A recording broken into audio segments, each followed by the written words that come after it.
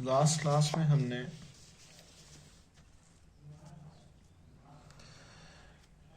Curl को पढ़ा था, जिसकी डेफिनेशन हमने कहा थी कि ये है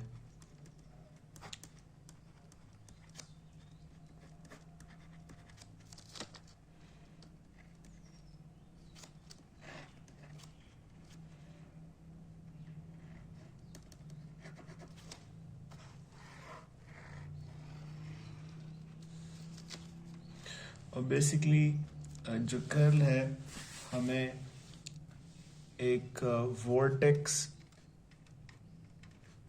सोर्स की स्ट्रेंथ बताता है, यानी ऐसी सोर्स जो जो एक सर्कुलेशन कॉज कर रही होती है। यानी हमने ये देखा था, जो एक पीस ऑफ वुड है उसको जो सर्कुलेट कर रहा है, ठीक है, ऐसी सोर्स जो उसको सर्कुलेट कर रही है, उसकी स्ट्रेंथ को मेजर करने के लिए हम कर्ल को देखते थे। हमने बेसिकली ये देखा था कि कर्ल, हम जब इसकी डेरिवेशन देख रहे थे तो हमने देखा था कि एक पॉइंट के अराउंड जो पॉइंट है वो x not, y not and z not था, और सर्कुलेशन अराउंड कंटोर से हमने इसको रिलेट किया था। जो ये सर्कुलेशन है एक कंटोर के अराउंड, हमने इसको देखा था।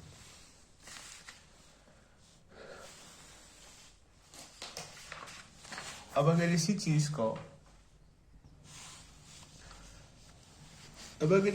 को मैं, अच्छा, इस पॉइंट को मैं 1 का नाम दे रहा हूँ, ठीक है, यानी 1 का नाम दे रहा हूँ, तो मैं इस तरीके से लिख सकता हूँ डेल क्रॉस ए 1, इस पॉइंट 1 का, और डेल्टा एस इस 1 से रिलेटेड जो डेल्टा एस 1 है, और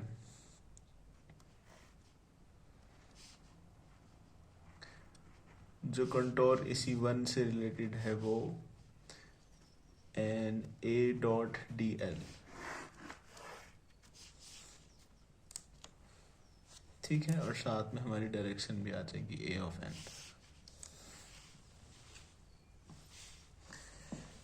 अब अगर हम फर्दर एक सरफेस अज्यूम करें, लेट्स अज्यूम एक सरफेस है हमारे पास कुछ इस तरीके से,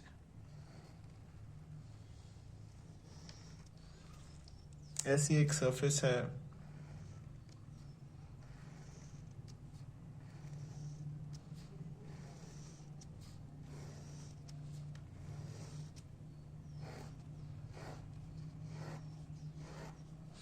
और इसके हर पॉइंट पे हमने कर्ल को देखना है।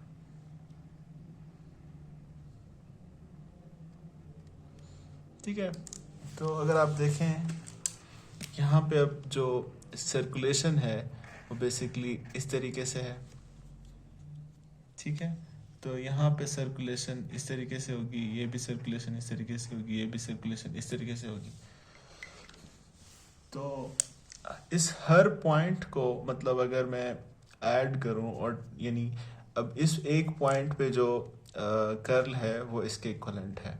अब फर्दर जो दूसरा पॉइंट होगा उसका अगर कर्ल देखूं मैं, तो उसको मैं समहाउ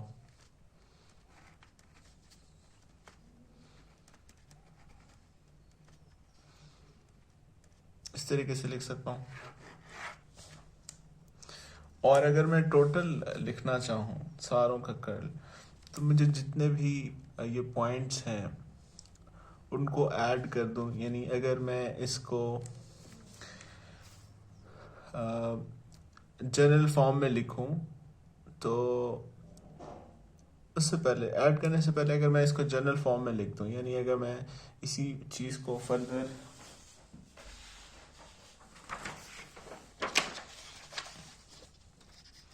डेल क्रॉस ए आई का नाम दे दूं और 1/डेल्टा S I और A dot DL C of I A of N।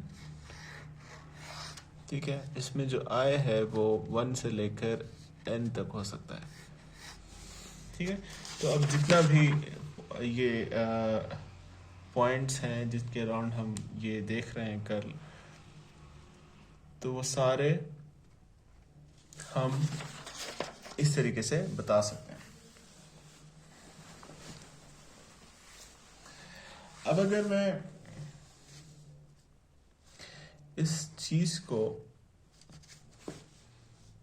उस साइड पे ले जाऊं और डॉट कर दूं,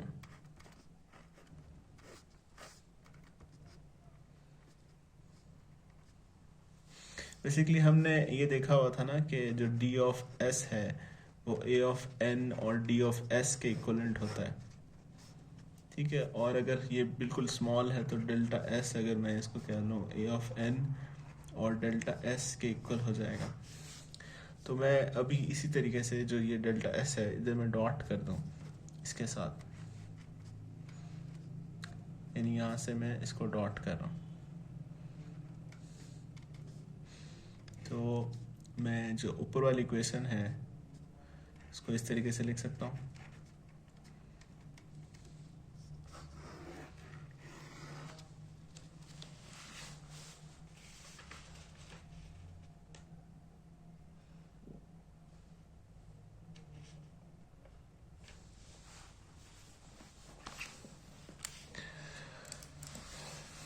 ठीक है, अब ये क्वेश्चन मैं इस तरीके से लिख सकता हूँ। अब फर्दर अगर हम ये देखें कि अगर हमने टोटल जो है जो टोटल यानी इनका टोटल कंट्रीब्यूशन है, अच्छा, लेकिन उससे पहले अगर आप ये देखें कि अगर मैं इसको एक बिकॉज हमने ये देखा है कि डेल क्रॉस ए जो है वो एक वेक्टर की फॉर्म में कुछ आता है, यानी अगर मैं इसको x कह दूं, ये y कह दूं और ये z कह दूं, तो ये एक किस्म का एक वेक्टर है। और इसमें पूरे वेक्टर को लेट्स से मैं b अगर कह दूं, ठीक है, इस पूरे वेक्टर को, तो जो b डॉट डेल्टा s है तो ये एक किस्म का फ्लक्स इंडिकेट कर रहा है। हमने ये देखा था कि जो लास्ट डाइवर्जेंस वाले केस में जब हमने बेसिकली ये इंटीग्रल देखा था b डॉट डी एस या a डॉट डी एस, तो ये इंडिकेट कर रहा था कि नंबर ऑफ जो फील्ड लाइंस हैं वो इस डिफरेंशियल एरिया में से पास हो रही हैं। तो इसी तरीके से ये भी एक फ्लक्स को जो है इंडिकेट कर रहा है। तो अब हम अगर इन टोटल जो पॉइंट्स हैं इनको ऐड अप कर लें या टोटल फ्लक्स को देख लें, जो ये फ्लक्स हम ये देख रहे हैं, तो उसके लिए हमें एक समीशन लगानी पड़ेगी जिसमें I इज इक्वल टू 1 से लेकर n तक हो जाएगा। I डॉट डेल SI और summation CI A dot DL I is equal to 1 से n तक। ठीक है, अब एक कंडीशन हमने ये देखी थी कि जो डेल्टा S है हमारे पास यहाँ पे, हम पहले लेफ्ट हैंड साइड को देख लेते हैं।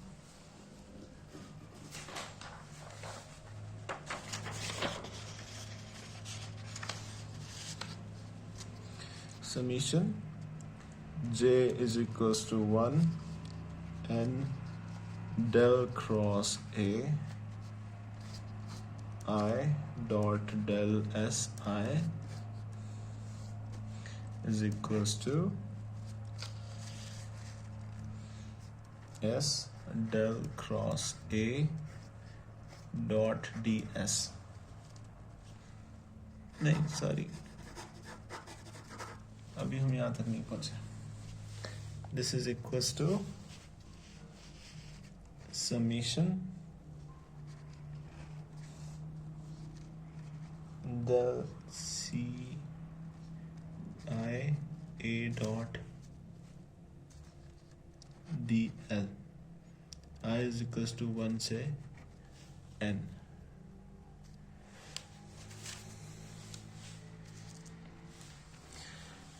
अब अगर इसको मैं फर्दर, हमने ये देखा था जो लिमिट्स होती हैं डेल्टा एस की, हमने ये भी कहा था कि limit delta S approaches to 0 N I is equals to 1 del cross a I dot delta s I is equals to n I1 C I, ये सबस्क्रिप्ट में है a dot dl. अब अगर हम इस लेफ्ट साइड को देखें तो ये left hand side limit delta s approaches to 0 and I is equals to 1 del cross a I dot delta s I. ये बेसिकली आपके पास जो इंटीग्रल है उसकी डेफिनेशन बन जाती है.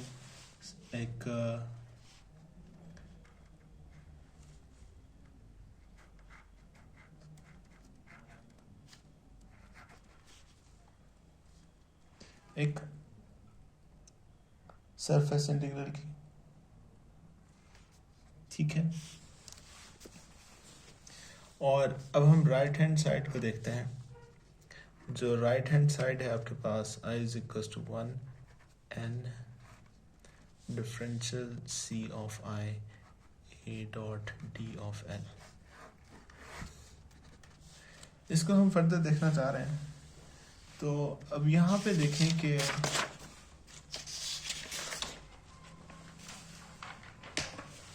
बेसिकली ये हमने पिक्चर बनाई थी, ड्रॉ की थी. तो इसको हम दोबारा से ड्रॉ कर लें.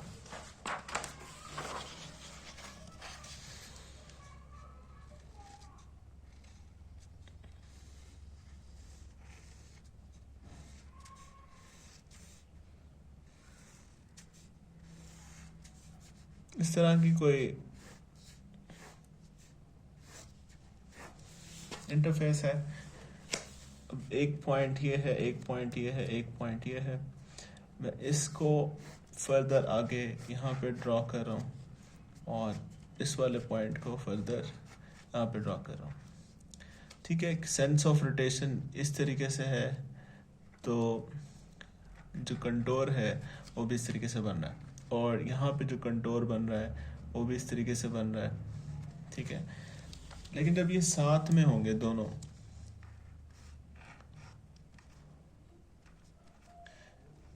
ठीक है, तो ये वाली साइड और ये वाली साइड बेसिकली कैंसल आउट हो जाएगी.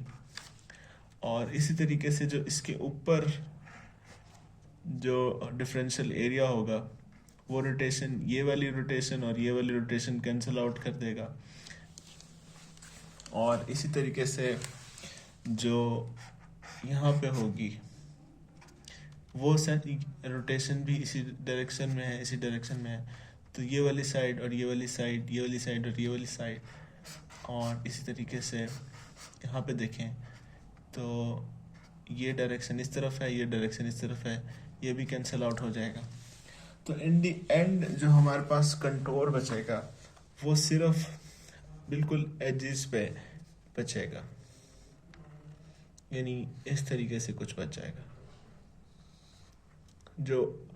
जो कंटोर है वो बिल्कुल ओरिएंटेशन, जो इसकी आउटलाइन है इस सरफेस की वो बचेगा, लेकिन जो इंटरनल है वो आपस में कैंसल आउट हो जाएगा.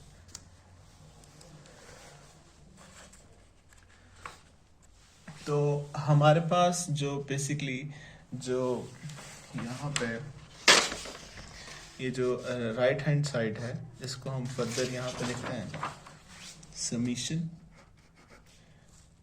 I इज इक्वल्स टू 1 से n C I A dot DL. ठीक है। अब आई में बेसिकली जब हम जितना भी ऐड करेंगे, क्योंकि रिजल्टेंट जो है एक दूसरे को कैंसिल आउट कर रहा है, तो ये समीशन बिल्कुल हम इसको ए डॉट डी एल के नाम से, यानी सिंपली इसको रिप्लेस कर सकते हैं, क्योंकि ये हमने आर्गुमेंट ये दिया है कि एक दूसरे को कैंसिल आउट कर देंगे और जो कंटोर बचेगा वो इस पूरे सरफेस की जो आउटलाइन है वो बच जाएगी। तो जो अब हमारे पास जो रिजल्ट आया है उसको हम इस तरीके से लिख सकते हैं कि ये राइट हैंड साइड है, ठीक है, और जो लेफ्ट हैंड साइड है उसको हम डायरेक्टली सिर्फ ए डॉट डी एल और सी आई लिख रहे हैं। तो जो हमारे पास रिजल्टेंट बच रहा है वो ये बच रहा है कि ये लेफ्ट हैंड साइड थी हमारी और ये राइट हैंड साइड है। तो that is equal to del A D S dot भी आएगा is equal to C I A dot D L. ठीक है, इसका मतलब है कि आप एक लाइन इंटीग्रल जो कि एक क्लोज पाथ पे है उसको आप एक वेक्टर के कर्ल के साथ सरफेस इंटीग्रल के साथ रिप्लेस कर सकते हैं। लेकिन इस चीज़ के लिए इम्प्लीमेंटेशन के लिए एक कंडीशन ये है कि ये जो फील्ड है, ये आपकी जो फील्ड है, ये फील्ड हर पॉइंट पे एग्जिस्ट करनी चाहिए और इसका फर्स्ट डेरिवेटिव भी हर पॉइंट पे एग्जिस्ट करना चाहिए। तभी ये जो हमने इंटीग्रल एक दूसरे इक्विवेलेंट लिए हैं ये तभी एग्जिस्ट करेंगे, अदरवाइज एग्जिस्ट नहीं करेंगे। इसको मैं दोबारा से इधर लिख लेता हूँ कि del cross A dot ds is equals to a dot dl c s, और इसको हम बेसिकली स्टोक्स थ्योरम भी कहते हैं।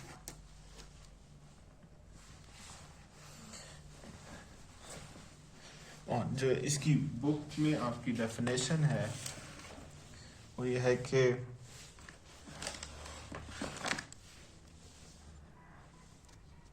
the surface integral of curl of a vector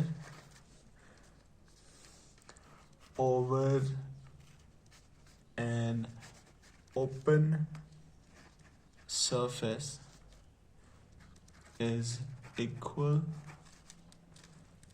to the closed line integral of the vector along the contour bounding the surface।